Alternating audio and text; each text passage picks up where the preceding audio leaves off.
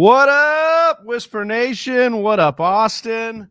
I'm Big Travie. We're in here right now, the Fantasy Whispers, live with you today on this beautiful Friday. It is January 21st, I believe, and we are just a day away, Austin, from the divisional round, cranking up 4 awesome matchups. I got to tell you, I think the 8 best teams in the NFL are still in it. I think that's how this has worked out. I got you. I can't hear you. Is this on my end? Well, as Austin tries to figure that out, I do believe that the best 8 teams are in here, but I do believe that all the best of Whisper Nation is in the chat right now. Freak Stomper, Ronald Kalla, my boys are in here right now. Just want to say what's up to everyone. And Austin, I think you're good now. Yeah, baby. Yeah, he's back. We getting the best of the teams in the playoffs. We getting the best of the audio equipment connected together, baby. Let's go. Always. Dude, I am so excited for this playoff series that we're going to be breaking into. We're going to go through all 4 matchups here, talking about all 8 teams. And this has got some excitement, right? Like, we know the Buffalo Bills and the Chiefs. Like, that's obviously like 2 heavy hitters. But then I love the up-and-comer showdown of the Titans and the Bengals. And then, you know, the Bucks and the Rams. Like, there's so much Hollywood into that matchup. And then our Packers and 49ers. It feels like the two really solid teams going at it, man. Like, yeah, we've got a little bit of everything, right? We've got the history between the Packers and the Niners. Obviously, we have the sexy underdog picks in Cincinnati and in San Francisco on each side of it, right? And then we've also got, like you said, all the money, all the payroll that's involved in that Tampa Bay and Los Angeles Rams game. I mean, just so many talented players on that field for that tilt. And then, of course, Kansas City versus Buffalo, which is probably should be an over of 100 right now, but it's only at 54.5. But we'll get into that. We've got Scott Kobe. What's up, Scott? In the chat right now. I want to say what's up to everybody who, you know, obviously Freak Stomper coming in here saying 49ers versus Bills Super Bowl. Bills are mean AF. Ronald saying 49ers, Bills, Cincy, and Rams. That's his picks right there. So everybody get your picks in. Let us know. We're going to start breaking this down game by game. We're excited to do that with you. And there'll be a little bit of betting at the end of this, right? Yeah. We're going to get into some slips with, you know, I've got a parlay that I built this weekend that I want to share with Whisper Nation as we get through that. But Austin, you've been rocking on Underdog lately. Dude, our sponsors over there at Underdog, I love this partnership. This betting platform is freaking fun. Like, it's just straight up fun. Yeah. It's really cool. It's a little bit different, you know, and if you love fantasy sports and you are following along with the Fantasy Whispers and have been catching any of our matchup breakdowns that we do every single week throughout the season, I mean, we pour a lot of energy into the research and the production of making this information easily digestible. And you're looking at things like completions, yards, opportunities, and there's a lot of chances within Underdog to bet on those things. It's like one level below the surface, but it's really not that complicated. You can just jump straight into it. But we've been hitting, man. Yeah. We've been making some good money. We're way in the black, and like not just the TFW crew either. Like we've got a little bit of a gambling group chat, I guess you'd say, with some of our guys from our League of Record. Yeah. And we've been, you know, dicing up some things in there. So we're excited. Also, guys, stick with us. Make sure you're subscribed on the YouTube channel. We're going to be going live Sunday right before the game, the Rams and Buccaneers game. So that is about 11:30 Pacific time. And we'll be building some Underdog Bet Slips, as Austin talked about there. We're going to build some today, and we're going to be live streaming that game with our buddy Matt Potvin. He's a writer for TFW. He's just a personality in our lives. He's one of my best friends, one of Austin's best friends, just a beautiful man. And we're going to get him on here, and we're going to stream with you guys. It's going to be a great time. We're excited to jump into this, though, Austin, and I think we should do so and start getting going with the first matchup of the weekend. We've got the Cincinnati Bengals going to Tennessee to take on Mike Vrabel and all of his cast of characters, including his children. Well, his children won't be playing, but we just love. I don't know, bro. Like I'm liking the Bengals in this one, but if it's Vrabel and the fam, I don't. Scuba Steve packs heat, bro. Yeah, and like we don't even have him off there, but you got the son who's like dropping a deuce over there in the background. He's you can see him. Yeah, he's in the corner there. I love it. I had to get him in there.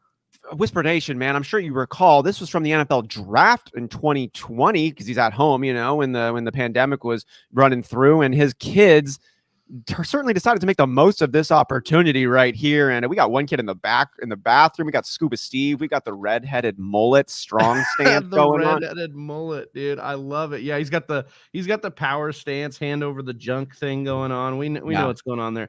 All I know is that if you wanted moxie, this game has fucking moxie. It has moxie to the core. We've got Smoking Joey B on one side. We've got Vrabel and King Henry on the other side. Then Vrabel's kids. I'm excited for this game, and I think it's a little underrated. We've got so many things to talk about within this game. Let's do it. First of all, let's talk about what Vegas thinks here. So it is a 47.5 over under here, Austin. We have got the Tennessee Titans favored by 3.5, and we've got to say what's up to Jacob Bley. What's up, Jacob Bley? Our number one fan, man. It's good to see you in here. He says, I know the Cardinals got me blue. I apologize for that, brother. Rams did you dirty there. But maybe we'll get Kyler Murray to watch some film, Cliff Kingsbury to get his things on track. They're now digging into Cliff Kingsbury's past with Texas Tech and seeing that he finishes seasons poorly everywhere he goes. I'm kind of excited that he's built this squad, and I'd be happy to see another coach come in at this point, speaking as an Arizona Cardinals fan. Like, I really love what he did. I love that he showed we could win this way. So let's bring in someone who can build on that. Yeah, absolutely. Absolutely. So we'll see how that goes, but I want to say what's up to everybody and welcome them in. But again, here we go. Cincinnati Bengals at the Titans. The Titans favored by 3.5 here. We've got a 47.5 over under. Look, I think the public is just smashing the Bengals here. Obviously, we love Joe Burrow. We love Jamar Chase. We love this connection. We love what this offense can bring. It's kind of this. They are what we wanted Dallas to be. You know, they are a team that's going in there and doing what they should do with this talent and making a run. But the Titans, I feel, are feeling a little disrespected here. They're the number one seed, despite being doubted, despite seeing, King Henry miss, 7, 8, 9 games here? Whatever it's been a lot. And I don't know. Austin, I'll kick it to you. Who do you have winning and why? I'm going to roll. There's a lot of exciting pieces here. I'm with Ronald on this one. I think since he is just rolling right now, and the Titans with the bye come out flat, and we'll take a second to figure out where Henry is. And since he is just going to air it out early and take advantage, I think that this is a very viable pathway forward here. Look, I have been unintentionally disrespecting Tennessee pretty much all season because if I'm honest, I just don't believe, Travi. I have said this to you a handful of times, and it hasn't shifted since the last time I said it. I don't think that Ryan Tannehill is that dude. I think that we were excited about him coming in this season. I think that when you contrast what he's done in Tennessee with what he did in Miami and Adam Gase, oh my goodness, he looks like such a rock star. But as the leaves begin to settle, it's like you're pretty good, but are you that dude? Are you a Kirk Cousins, or are you maybe more of a Joe Burrow right now? You know what I mean? I think you're kind of a Kirk Cousins. And I don't know how well King Henry is going to come and hit the ground running. I mean, after week 1 of this season, Derrick Henry did not have a monster performance. And when you can get him 30 plus touches, he rocks out. But I don't know if they're going to be looking to do that in his first game back. And even if they did, we would only have months back to rely on. This defense has helped get them to this point, but I'm not afraid of this defense, Travi. Maybe I'm missing some pieces here, but I think that this is a team that just plays really well, maximizes their strengths, but their overall ceiling just isn't that high. Now, A.J. Brown hasn't been playing really like all year long, except at the end. He's turned that up. And if A.J. Brown kicks it into gear and he is like an elite wide receiver, a top 5, then like it's a different type of ball game. You got the number 1 running back in the league, and you got a top 5 wide receiver there. You don't need Ryan Tannehill to be Peyton Manning in that case. You just need a game management and the defense to show up and do its job. And if Joe Burrow underperforms because it's his first time in the playoffs, that could happen. But I think that since he's just rolling, I think that they're kicking too hard and the talent is too strong. And I don't believe in Zach Allen. That's really where it comes down to me. Zach Taylor, Zach Taylor. I like the Bengals in this one, but it's such a tight one. I would just go with where the favorable odds were if I was making a bet slip, Travi. Yeah, I do like the Bengals as, an underdog sort of play here, and I think everybody does. I think that's the point here. I like what you brought up here, A.J. Brown. Not enough people are talking about A.J. Brown. They're talking about King Henry's return. They're talking about Joe Burrow, but we're not talking about A.J. Brown. And the fact that in the 13 games that A.J. Brown plays, they basically have won 11 or 10 or 11 of them. He is a huge part of this offense, big play capability, take it to the house anytime. We love Jamar Chase. He's the new, But A.J. Brown in his rookie year was popping off. And this year when he was in games, he was popping off. So for me, I have a situation where it's hard for me to think that we're just going to write the Titans off as somebody that can't score. And so I think that that's a situation. Now, there's two conflicting narratives here, right? Cincinnati is going to throw a ton, do like Kansas City has done to this Titans team before in the playoffs, get up big, and they're going to have to abandon the run and not be able to keep up. Well, there's a reason why Tennessee went and got Julio Jones, why they have rested A.J. Brown in the middle of the season. They rested Derrick Henry. They're ready for this matchup. That's what the time off was doing for them. Now, if they start slow, that could be a different story. You mentioned the defense here. Austin, yes, in the back end, they don't scare me. Their defensive line, guys like Bud Dupree are coming in this front seven, and I think they're going to have their way with that Bengals depleted offensive line. So Burrow's under some pressure. Yeah, I think Burrow's under some pressure. I think Mixon's going to be a little bit bottled up, so that could be a situation. Scott says here, Titans in the under if Henry gets normal workload. I like that. I like the under in this game as well because they're going to want to slow this down. Austin, if I know and you know and Whisper Nation knows that they want to do Chase and Burrow, I think that Tennessee knows that, and they want to play keep away here too. For me, I am just look. Odds are in the number one seed's favor. The bye is usually in the number one seed's favor in this divisional round. I'm going with the odds here. I like Tennessee, and I like them to cover at 3.5. I don't mind teasing that half point if you can, if it doesn't affect your odds too much. Get it down to 3. That's I'm even more confident in. But I really do like Tennessee to cover, and it's just, the Vrabel factor. You'd mentioned Zach Taylor. Mike Vrabel is a great coach for what he's been able to do. He should probably be coach of the year if I'm honest. Given what they've been able to do without A.J. Brown for a significant time. How is it even close? Jones. Yeah, without – I mean, I guess you could say LaFleur, but LaFleur's got Rodgers there. LaFleur has been doing what he's done with a similar set of pieces for the last 2 years now. This is year 3. It feels like it would be a makeup call for LaFleur. Like, we didn't give it to you in a couple of years. We're going to maybe give it here. But I agree. For me, it's Vrabel here, and I don't think it's very close. But for me, I'm taking the Titans here, and I'm taking them to cover. I really like them to cover in this matchup here. Austin, as far as we'll get to the some of the betting, I'm going to build a parlay. But like I said, I think that they cover here at 3.5, safe cover here. I like them. I like them in this matchup. And as what's the odds? It's 3.5 right now with Tennessee favored. Okay. Yeah, so they're favored by 3.5 here. You say the odds? Yeah, they're minus 180. So Bengals are plus 155. I do like the Bengals as an upset pick. I love the juice there for sure. But I think as I build my parlay out, and you'll see, I like the juice a little bit more as we get to the Rams game. As plus 155 for the Bengals. Yeah. It's not that good either. Yeah, I wish it was a little juicier on that side. Yeah. Give me a plus 200 or something there, Yeah, in that kind of case, or even something closer to 200 would get me going, would get me a little bit excited. It's such a toss up for me. You're talking like it does really make it makes a lot of logical sense to go with the Titans. There's a lot of emotional support behind the Bengals, but as we know how the ego goes, it's strong and vicious, and it's really fragile. And when it's broken, it's in the dirt. And if the Bengals action gets stymied, like all of a sudden that circuit board ain't firing anymore. And I think that the Titans have an ability to keep it moving no matter what. And I think that the Titans defense actually has a good chance of throwing the Bengals off track. And if that happens, it's the Titans game. And look, when the Titans have been backed into this corner, they played Buffalo in prime time this year. They played KC in an afternoon game. Like, they have won those games. So this is a team we've doubted all year long. If we doubt them, doubt at your own peril, I suppose. For me, I'm going to take the Titans in this one. I just think it's the right pick here. I don't hate it. We've got the chat popping off. Remember, guys, if you like the fresh content, you want to see more of it, you want to hear more of it, you get that like, hit that subscribe, and help us out as we continue to grow the channel here.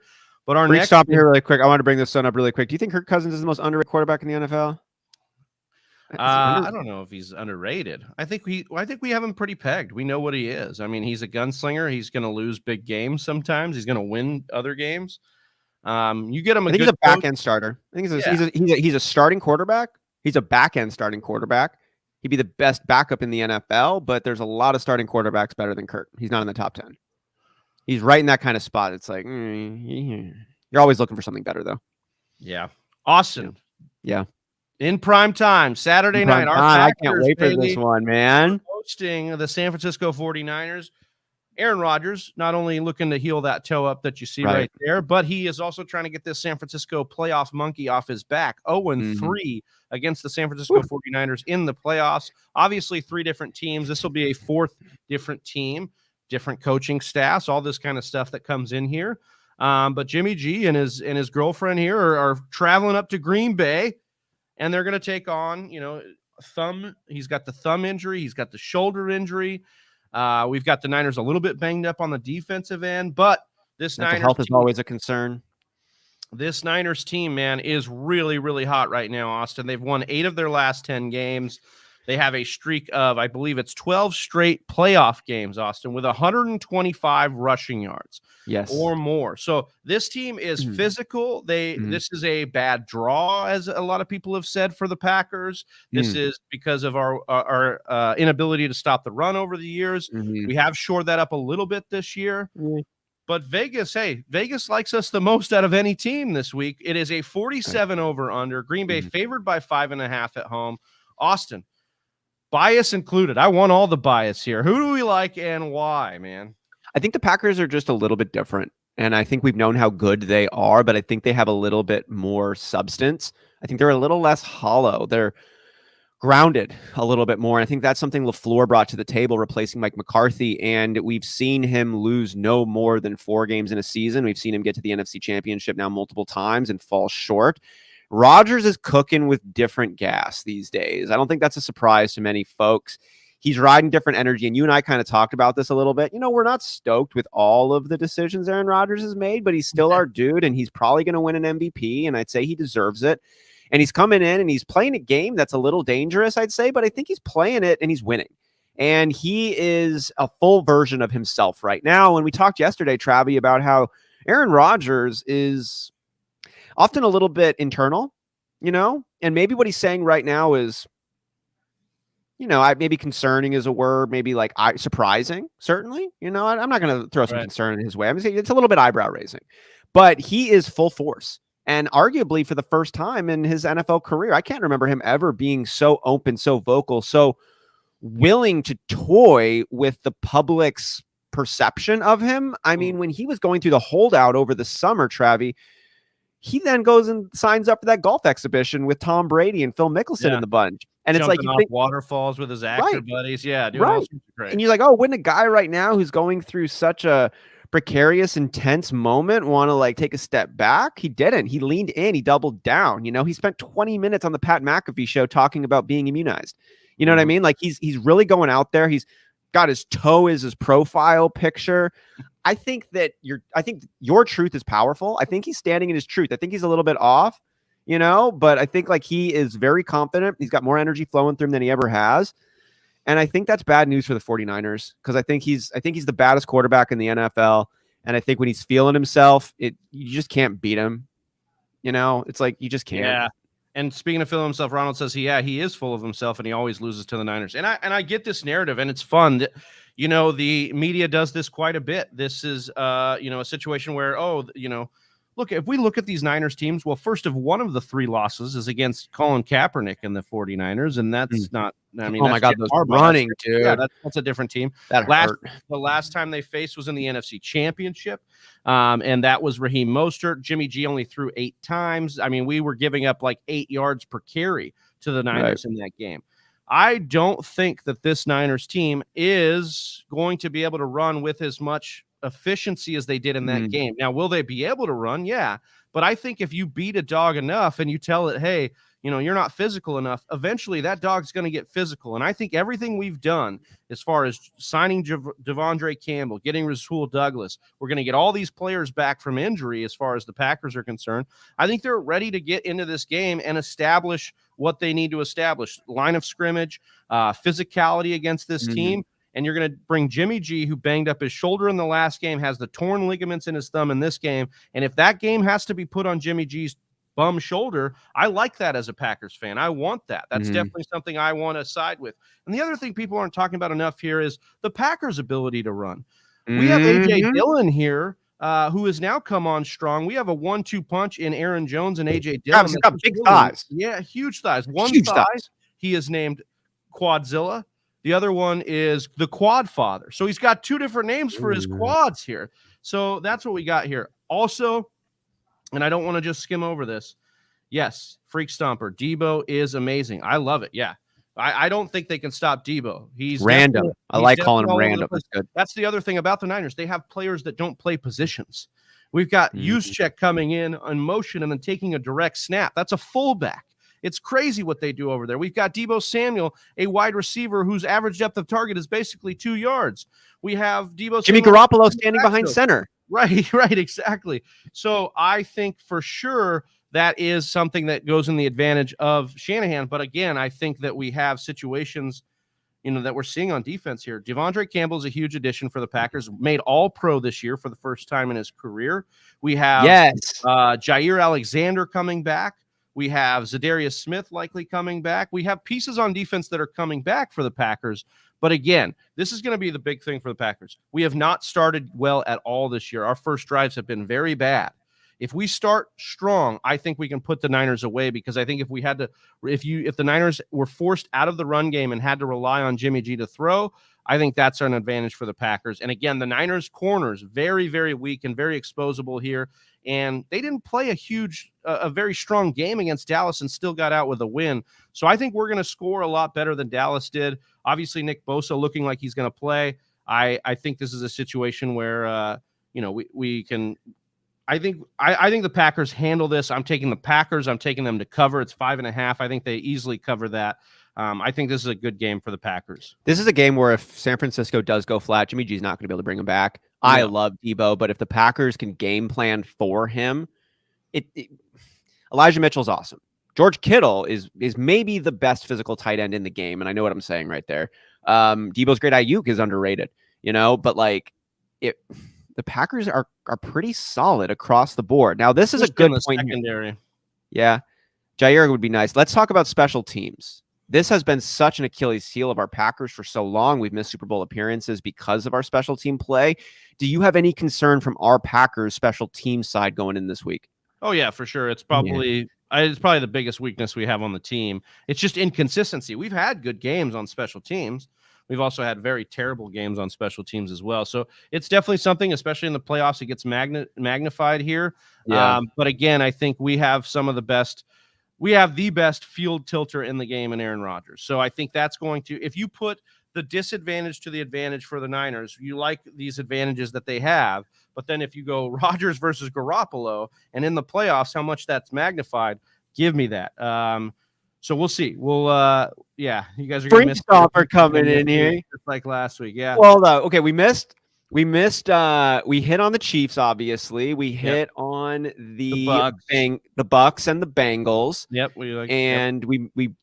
We missed on the Cardinals, and we did pick the Patriots over the Bills. I'll take credit for that one. I'm so glad that I was wrong on that. We were split on the Cowboys Niners, though. I did like the Niners, and I think you were trying to pump for that future Cowboys narrative there. But, it's Mike McCarthy, though, bro. Yeah. Mike McCarthy he's shown us who he is. Believe him. But I think obviously, Freak Stomper, you're going to want your 49ers here. I love the narrative. I get it. I love that the Niners are a team that's been more physical than the Packers, but there was like this other narrative that was coming out. Favre after his second MVP, kind of like Rodgers coming after this second MVP, facing the Niners and beating them to get onto the Super Bowl in '96. So we've got some competing narratives here. I think, of course, Ronald, you're coming in here now. Hindsight's 2020, man. Patriots really, it was. I am so excited to see the Bills move into this next level. I know we're gonna go over here to them pretty quickly though, but the volatility of Josh Allen to me is still a factor. I don't look at Josh Allen the way I look at Tom Brady or Aaron Rodgers, even though Josh Allen has been the number one fantasy quarterback the last 2 seasons. You're the number one quarterback back-to-back seasons. We should be talking about Josh Allen differently, but I see him as a pit bull. I don't see him as an assassin. And that to me creates vulnerabilities, especially in this type of matchup. Ones that I thought Bill Belichick would be better at taking advantage of. But I've been up and down on the Bill Belichick narrative, and he didn't end on a high note for me, and that makes me feel warm. Yeah, it's a weird one, man. I expect the Bills could win. I didn't think it was a for sure. Yeah, you're on the Bills anyway. But like to go that good, like they knelt and they scored touchdowns. That's all they did, Austin. Like they set a perfect game in the playoffs, so much so that Bill Belichick went into the locker room to tell Josh Allen, like, congrats, like you're a great player. I love you. Right. You're awesome. He's probably planting the seed to try and get him later, but you know how the emperor works. That's how he is. Mm-hmm. Yeah, I mean, Ronald, I know you picked him. I'm saying, like, in the manner in which that the Bills won, I don't think anybody was expecting that. I did not expect a complete shellacking of that team. But again, just to reiterate here in this game, I like my Packers here. I like them to cover the 5.5 here, and I think that they get it done. At least I'm hoping. I can't tell you that I'm not stressing big time. I think this is the hottest team to go against. But the other thing people aren't talking about, the Niners now will have gone on the road 3 times in a row. It's tough, man, to go win on the road, okay? And all these other matchups that we played, San Francisco, other than the Kaepernick matchup, was in San Francisco. So again, I don't think that it's a situation that people are talking about here enough, and that's that this team is going to have to come on a short week and go on the road and get it done here. So we'll see what happens here. All right, we'll see what happens. And if you guys like what you're doing and you're going to be betting on one of these squads over here, go ahead and hit us with that like and subscribe on here. Keep all this action rolling. All right, Sunday morning, the live stream, we will be going live with you all here. We're going to say the Los Angeles Rams here. They're going to go into Tampa and face Tom Brady here and the Buccaneers. We're excited to get into this matchup, and we're excited to be live streaming it with our guy, Matt Potvin. With Matty P? Yeah, so that's going to be a lot of fun. That dude is P. Yeah, dude, we are excited here. I mean, look at this. Sean McVay here, just a young, boyish figure. And then Brady, who dwarfs him in age, but is out there partying harder than maybe McVay's ever partied. What do we got here? Austin, we got the Rams, star-studded cast, straight out of Tinseltown, going to the Buccaneers, star-studded cast. It's coast to coast. We've got coast to coast, man. We've got East Coast versus West Coast. We've got Brady versus McVay. We've got it all here. What do we like? Who do we like to win and why? What's the odds on this one? Oh, yeah. So we've got a 48 over-under. I like that to hit over there. And then we've got the Buccaneers favored by 3. So basically what you get as a home team is that 3 points. Yeah. They basically just like the home edge here, Brady by a field goal, as he's done most of his career. I can only take a look at what we saw last week. I think I called this the Mirage Bowl. I don't think either one of these squads are super solid, but Odell Beckham and Cam Akers for the Los Angeles Rams came out last week and they helped their team win, and they look good. Cam Akers looks healthy. Odell Beckham looks like the best we've seen since New York. And those are real factors considering Cooper Kupp had arguably the greatest wide receiver season of all time. And there's no indication that he's slowing down. The pieces for the Rams are real. And I haven't even mentioned Aaron Donald or Jalen Ramsey. They're cooking. They played really well last week against a depressing Cardinals squad. I think that you can knock the Rams and Matt Stafford off their track. I just don't think that these Bucs are going to do it, though. I think the Bucs have a similar situation. I think they're playing their worst football of the season. I think they lost so many critical pieces. Like, I remember I talk about my fantasy notebook that I write down every year. Roughly around 2016, I had a note following the Patriots when they had like their worst wide receiver core of the year, or like of Brady's career. And Brady had like a pretty disappointing fantasy season. And I wrote in there, like, great quarterbacks still need weapons. Is what I wrote on there. And you've had guys that Brady's gotten used to with Chris Godwin, Antonio Brown, who aren't playing anymore. And like, that's a big deal to replace these guys with like Rashad Perriman. You know, it's a big deal to have Cameron Brake getting more involved when before you were looking Miller. Yeah. These guys are not Antonio Brown or Chris Godwin. Right. And relying on it, I just don't know if there's been enough time for Brady to adjust. Brady with the time would figure it out and would just keep donging. But I don't think that he's had enough time. And I think that the Rams are clicking. I think they're playing really good football with Cam Akers and Odell Beckham back. It's sacrilegious to bet against Brady, but I got to go with the Rams in this matchup. I love Ron throwing a little bit of shade at you. He says, Austin has a diary, dude. Yeah. He's like, hey, he's got a diary, and he wrote it down. He said, Ron made a very funny joke today.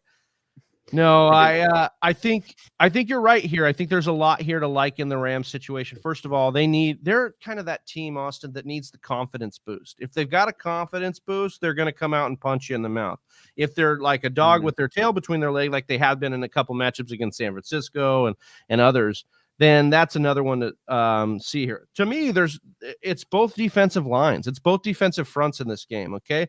If the Buccaneers come out with a talented defensive front that includes Ndamukong Suh and Vita Vea and Jason Pierre-Paul, like if they come out and they establish that the Rams can't run, then Stafford's going to have the ball and have to make a bunch of more throws than they wanted. Look at this game that they played against Arizona, Austin. Stafford threw the ball 17 times. Like that's an ideal world for them. They want that, like let Akers run, do that thing. Is Akers going to be able to run on the Bucs? Nobody's been able to run on the Bucs really this year, save for a couple, New Orleans games. But for me, that's what happened in the first matchup. The Rams were able to run. They were able to get out big at home. That's going to be a big one here. Now, on the other side, we have a banged up offensive line for the Buccaneers, right? And now both of those linemen are practicing, as you see below in the ticker there.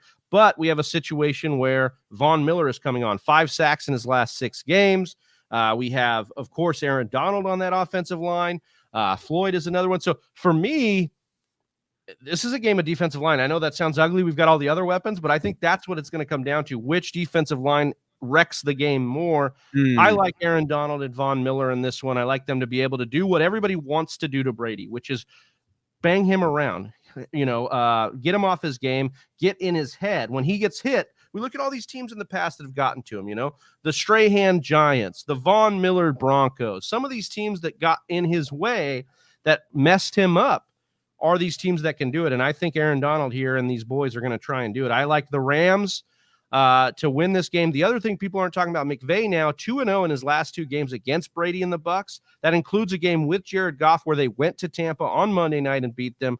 I like McVay against these Bucs. I think he schemes up stuff. You think he's holding something a little close from that Super Bowl loss? Maybe that could be part of it. I think he also he schematically probably lines up pretty well against Bowles and the blitzing that Bowles does too. Dude, I'll tell you a thing right here. When we're talking about legacy, to quote one of our favorite movies, Miracle, great moments come from great opportunities. Sean McVay has a chance in front of him right now. He has a great opportunity in front of him right now. This man is in his 30s. He's going up against the GOAT and Tom Brady, who's in his 40s. And if Sean McVay can come in and beat up Tom Brady and beat him out, like Sean McVay's legacy is just beginning.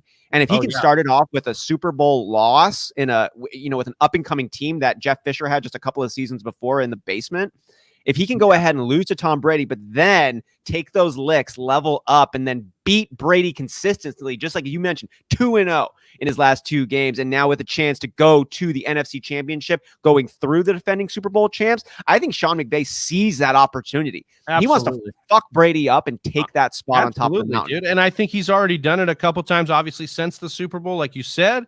But he wants to go and put an emphasis on it here. And I think nothing could make him happier than the performance they got last week. That tune-up against the Cardinals, no offense to those Cardinals fans, but that's what they had here. It got them on the right path. And now we're going to see what plays out. Now, Leonard Fournette is another one here. If Leonard Fournette, who is practicing on Friday, gets activated and plays in this game, Austin, we've seen Fournette play well in these big games. Yeah. And that could be a thing like, hey, we don't want to run at Aaron Donald. We'll run away from him, but we don't want to put the ball in Brady's hands too much. They want to pass, and they should want to pass against this secondary. But if those boys are able to pin their ears back, then it's probably a situation where they don't want to see too much of Aaron Donald. So I'm really excited. I think this matchup's going to be great for our stream Sunday. I think I got the Rams barely eking this one out. I like them to win this one. I'm taking money line on the Rams here. It's plus 125 as part of my 4-leg parlay that I will show you guys all the details of at the end here. But I've got a piece of every game here, and my piece in this one is Rams money line. I just like the juice that it adds to the parlay here. And I like what we've been talking about, McVay versus Brady. Brady and this bunch, not as good as they were last year, and the Rams coming off the hot win here. I do like this one. And what time are we logging on to do this live stream, you, me, and Matty P? It'll be a half hour, you, me, and Matty P. Sounds like a band. We will be logging on a half hour before the game, so that'll be 11:30 Pacific time. So make sure you guys are with us. Like and subscribe to the brand here, and you guys will be with us on Sunday. We are just going to have a great time. It's going to be a good time there. All right. So we've got our next and final matchup, Austin, we've got the flaming tables of Buffalo going against the TikTokers of Kansas City and Jackson Mahomes. Obviously, those aren't who will be playing here, but this game is going to be an absolute barn burner. Speaking of fire and those table burner up in here. Table burner Speaking of burning it down too here, man. Do it 420. What's up, man? What's up, brother? How are you, man? Yeah. 420 in the house. It's 420 in my house right now. What's up, man? Oh, man, go. I love it. I love it. So smoking pot. Nice. This might be the best game on the matchup, right? This might be what a lot of people think should be the AFC Championship here, Austin. How excited? Yeah. Highest over under the week, lowest spread of the week. I mean, Kansas City only favored by 1.5 at home here. You know what that means, Austin? If this was a neutral site, Buffalo would be the favorite here. So that's how Vegas sees this game. 54-point over under. That is the highest over under by 6 points. So that's a touchdown more than any other game Vegas thinks here. And again, the Chiefs favored at home. Austin, who do we like and why? I know this one's tough, man. So I kicked it to you first. Yeah, I'd said it before. Like, this is a big deal. This game right here is not just a game. I have goosebumps everywhere right now. You see them on here because this is going to have an impact over the next decade. This is going to have a difference of how dads talk to their sons that haven't yet been born about who leads the NFL. Like, this is a big matchup between Josh Allen and Patrick Mahomes, the anointed one, who the question comes, did we anoint him too early? We were saying we got the best quarterback in the NFL for the next 10 years in Patrick Mahomes when he was winning that MVP 2 years ago. Just like it happens in sports all the time, you evolve. You see somebody who does it better and you catch up. Steph Curry and the Warriors just donged the NBA for a couple of seasons, and then Damian Lillard learned how to shoot 30-foot jumpers as well.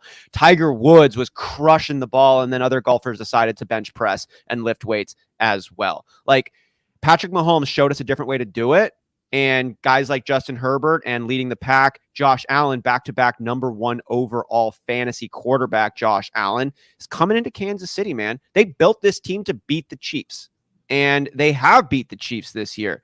And Josh Allen is playing maybe his best football of his career right now. And if that keeps going, this is the Buffalo Bills because he's just going to smash it in.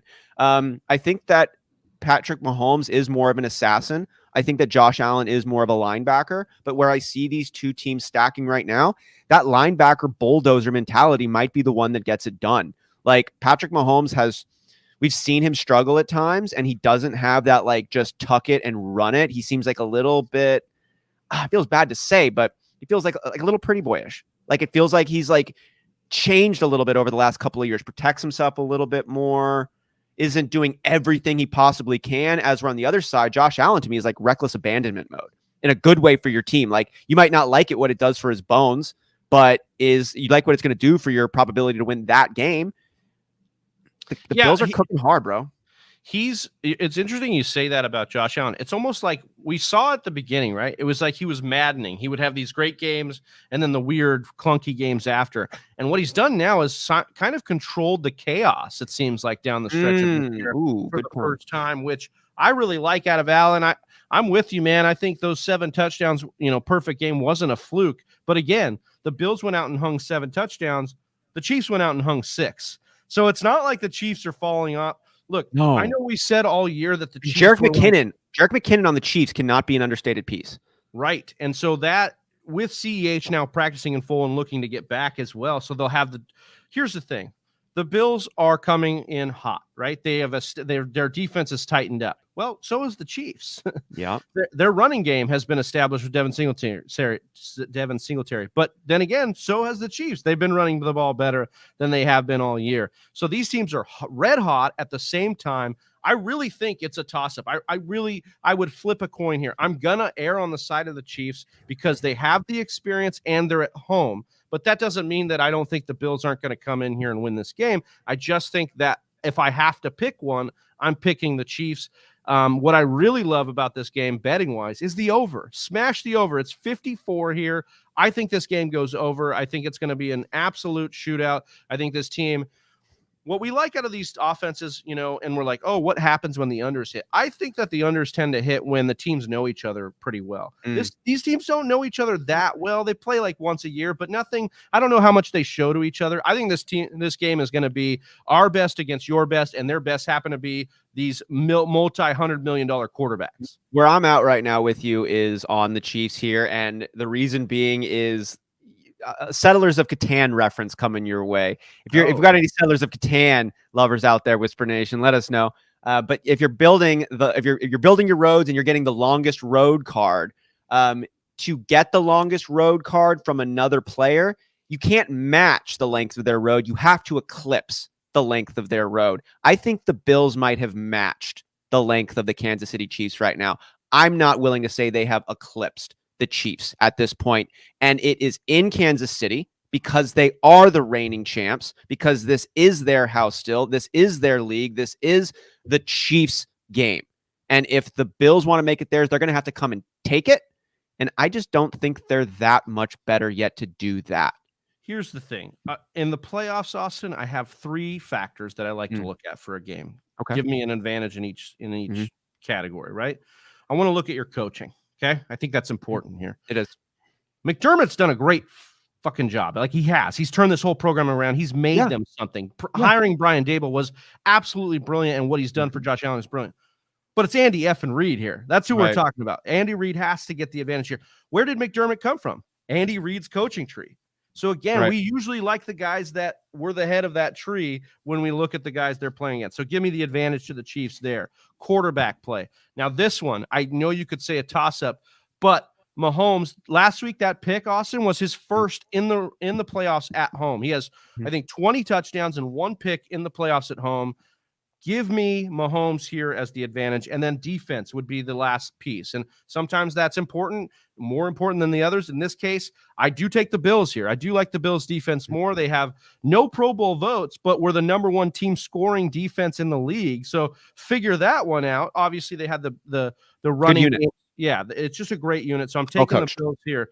2-1 Chiefs in that advantage in those metrics. I like the Chiefs here. I do think that they get it done here. But again, I wouldn't be surprised smashing the over in this one. So quickly, I just want to recap here before we get into some of the other stuff here.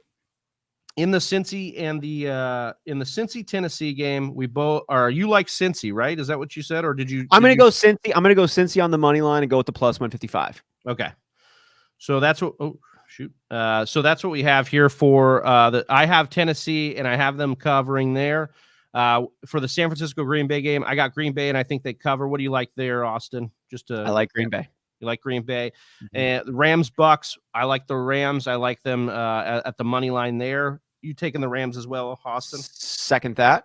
And then we've got Buffalo, Kansas City. I like Kansas City, but I really like the over. I'm not trying to pick this game gambling wise. I'll just give me the over on that one. I'll take that too. All right. So if we take a look here, I'm going to just share the screen and we'll build this slip out. Oh, you believe what you just said? You're going to put your money where your mouth is, Bobby? Put it in, brother. All right. We got to. What are you going to put in where?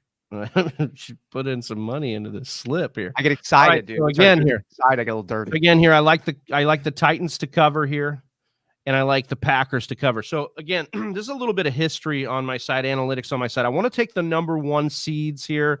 I'm happy with the number 1 seeds. I like them to cover. I know it's a new format. Things could get funky here, but I like both of these situations. Now, again, as I told you, you could buy these points. You could tease it down to – oh, sorry, that's the wrong game. You could tease it down here on the Tennessee game and buy that half point and just make it 3. I like that a lot. So if I were you, I would do that here, depending on what your sportsbook does and what they'll allow you to do.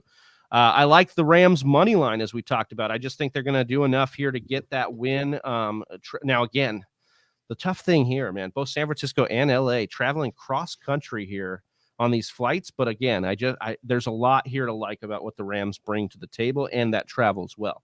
Mm-hmm.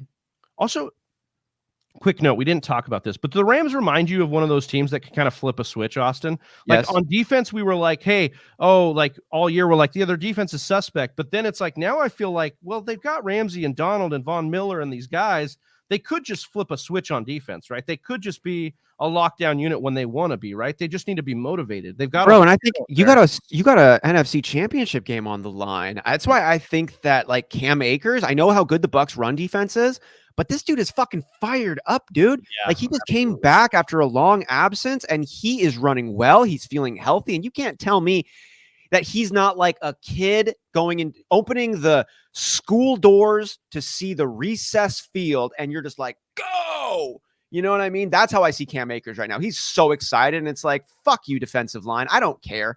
I'm going to do whatever. I'm just going to keep running, baby. I love this here. We'll get to this one right here. Ronald says, you're trying to convince yourself the Chiefs are the pick. That tells me you really want the Bills. Oh, I do want the Bills, but I'm not going to pick either in this bet slip. Again, let's go Chiefs. Yeah, I'm taking the Chiefs, but in the bet slip, I'm taking the over because I really just don't want to pick either of these guys. And so again, we've got our parlay built out here. It's a 4-pick parlay. So give me the Rams at the money line, the over in the Buffalo Kansas City game. Give me the Packers at and they cover here. And give me the Titans to cover as well. I'll even buy that half point. As we said, I'm going to put about $25 here to win 300. It's a pretty good bet. Now, if you tease that out here, if you don't buy the points here, you get a little bit more juice there. So, what does tease it out mean? Basically, I am buying points for worse odds. So right now it's minus 110. If I buy that half point, it's minus 135. If I buy a point, like you're just buying that point for worse odds. Okay. You're telling the book, actually, I think they cover 3 points instead of 3.5. Okay. And you give me worse odds. But I think I'll only tease it down a half point because I like them to cover the 3. All right. I like that. Possible there. So that's what I'm going with here. 25. Yesterday, if you'd have locked this in, I think you got 400, but things have changed here a little bit here. So, yep, that's how it goes. But I like this one a little, 25 to win 300. I don't think it's terrible. It gives you something to root for in each game. Hopefully the Titans get it done and you're not, your parlay's not busted right away there. But Austin, that's what I like for our parlay. You've got some stuff you maybe want to show us here for Underdog, Austin, as far as like maybe getting some slips together. We're gonna start playing a little bit with it over here. Just gonna pull up all these ones. Let's put a five team parlay together on this one. I'm gonna bring up the Underdog screen. Okay, so we've got the whole slate of games here. And what we would like to do is go 4 or 5 teams on some really confident picks that we're feeling and make a little parlay. Get some of this action with our partner in Underdog. And if you're looking to play some Underdog fantasy as well, which I really encourage you to do so, use the promo code TFW when you log on. Get some free money if you do that. And this thing is really fun. And like we've been cranking out cash on these ones too. It's been pretty good. So download it, do yourself a favor. It's really fun. We don't partner with people that we don't naturally support. That's right. And TFW is the promo code there. As Austin said, they'll match you up to $100 in your first deposit. So make sure you get over there. Austin, we're going to do more Underdog stuff specific to that Rams-Bucs game on Sunday, right? So, but do you have something do you think we'll maybe build something across all games for this one? Or do you think you'll go specific games other than that one? What do you think? You're just going to take a look at what we've got? I'm going to take a look at all the games that we just talked about because we're going to do another bet on Sunday for that specific game. So we'll do one just for that matchup. But let's go ahead and just take a look at some of these ones here. Joe Burrow is the first pick, and I'm inclined to go on the underside, but then I look at what he's done in these last few weeks. I mean, do you see how he closed out the season? On fire. He had 525 yards against Baltimore. I know. And then he had 446 the next week against Kansas City. I know it was the best 2-game stretch ever. It beat out Dak Prescott the previous year. So he's just killing it. Joey B is on fire right now. Yeah, he's not. Do you know if he had a turnover in that Raiders game? He did not. Yeah. I'm going to at least be in support of that side of Joe Burrow. I'm going to go under on the interceptions. I think he's going to come out of this game. Okay. Now, remember, that's the weakness for Tennessee, right? That is the back end. So I like this as well. I think we're talking about strengths versus weakness. That's what we like here. I like that as well.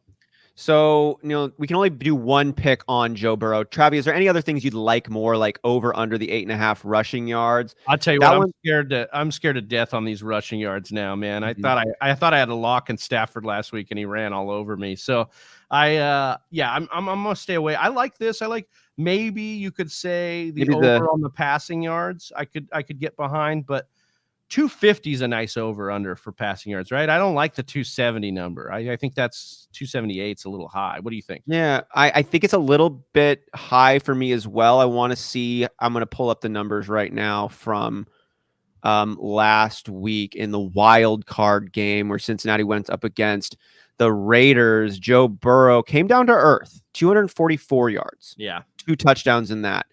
And, we're talking about the Titans. Ronald brought up some good points on the pace of play. Do you think it's more like, I know that the Bengals would want to crank it up, but do you think it's more likely that the Bengals are able to have their way with it? Or do you think that this game follows a Tennessee Titans rhythm? Well, like I said, I'm taking the Titans. I'm taking them to cover. I like the Titans a lot. My confidence is in that slow pace of play, that they're going to take possessions away from this offense, right?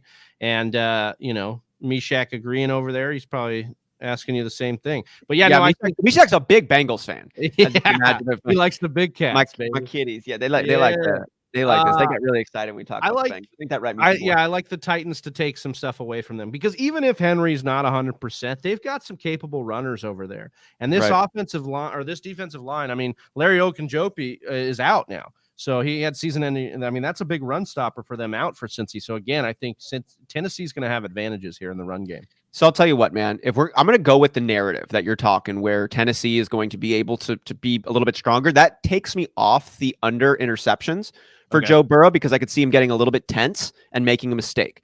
Then that also goes with me for the under on the passing yards. We're just going to roll with that.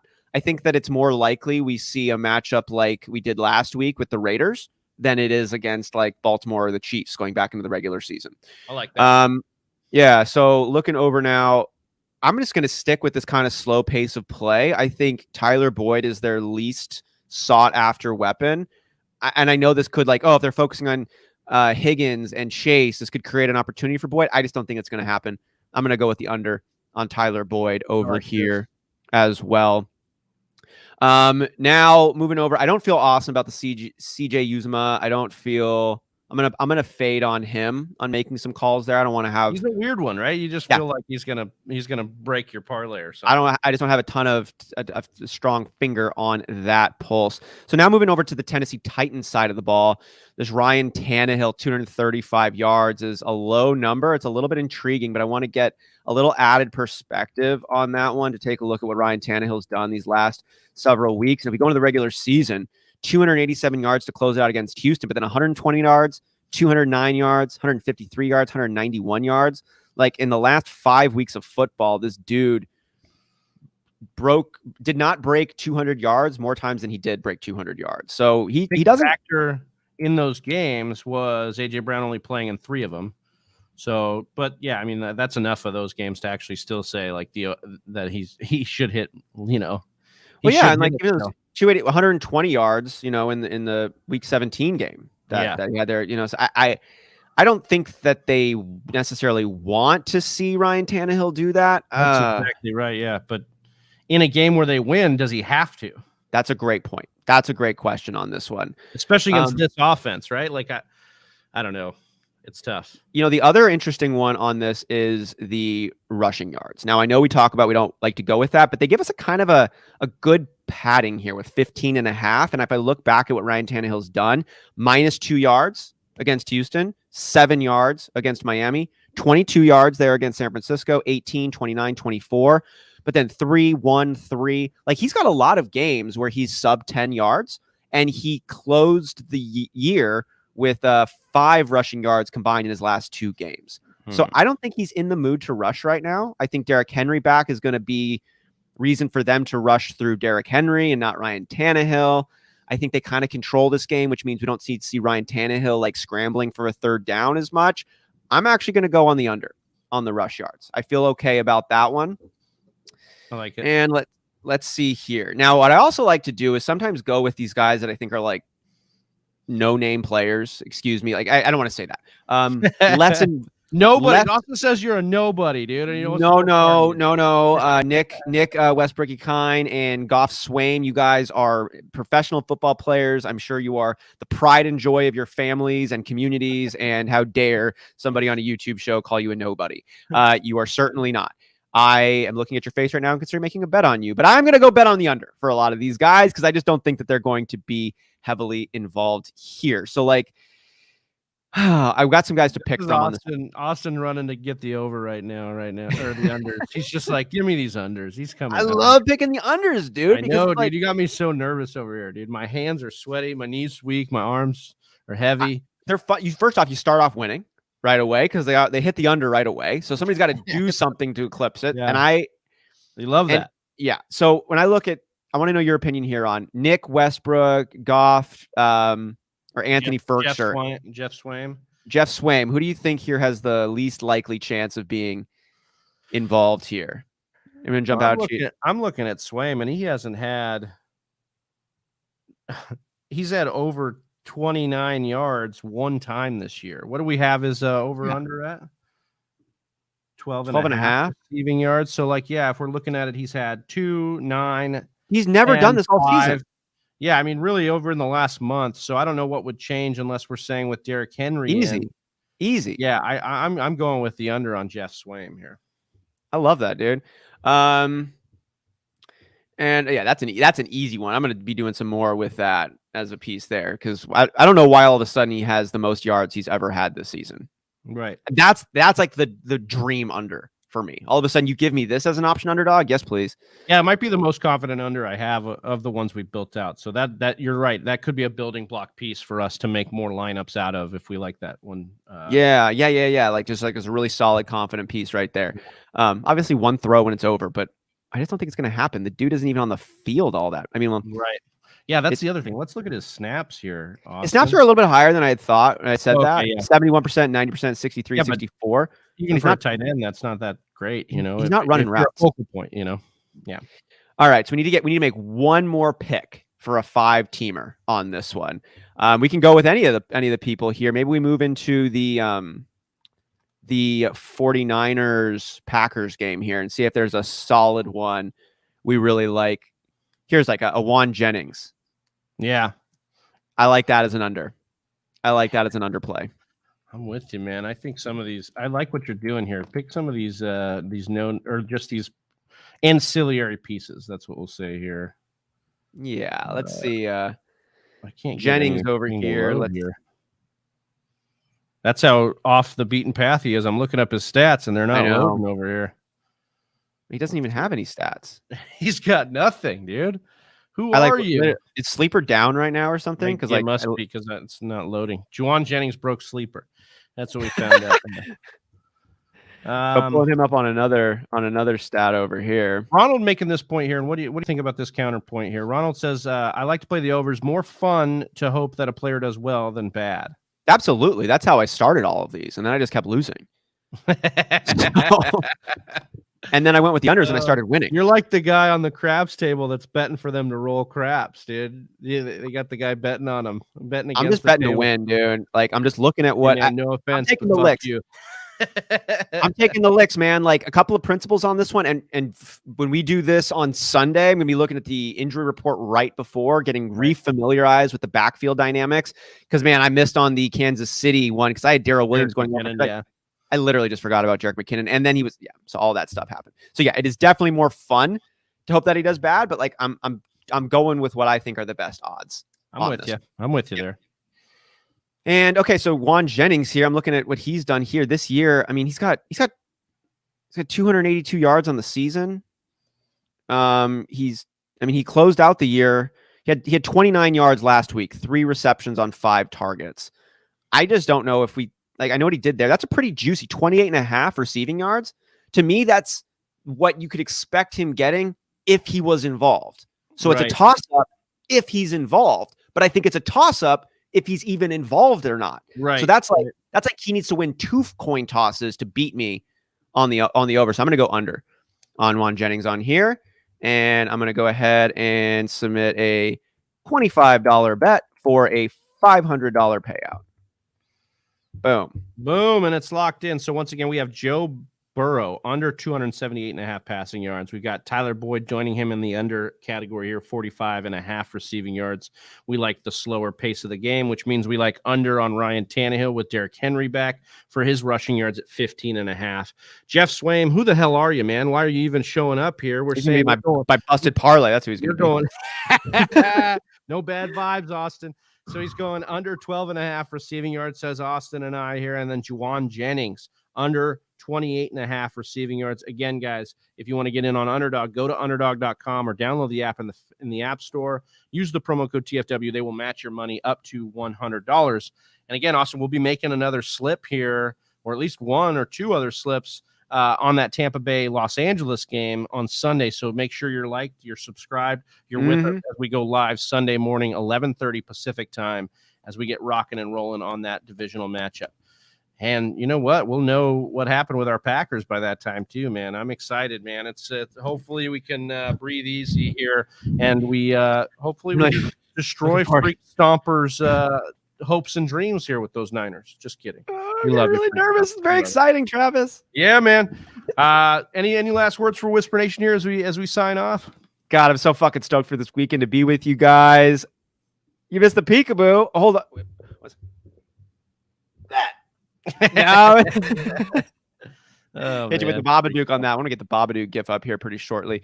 Now, we just did our Underdog Bet Slip. I'm going to pop this one actually up for you really quick again, Freak Stomper. Could have used your input here over on Juan Jennings as well. Really quickly bring this one back up just so you can see it on here.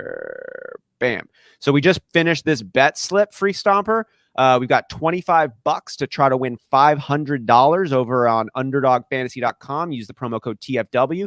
Get $100 matched using the promo code TFW. We got the under on Joe Burrow, 278 passing yards, under on Boyd's 45.5, under on Ryan Tannehill's 15.5, under Jeff Swaim's 12.5 receiving yards, and under Juan Jennings' 28.5 receiving yards as well. We're going to be building another one of these on Sunday. This is the one that we just built just now. Let's get it going. I'm so stoked. Yes. All right, Whisper Nation, make sure you're liked and subscribed. You can catch us tomorrow or Sunday as we go live, as we've talked about. For Austin Sear, I am Big Travie. We are the Fantasy Whisperers, and we love you, Whisper Nation. We're out of here. Peace.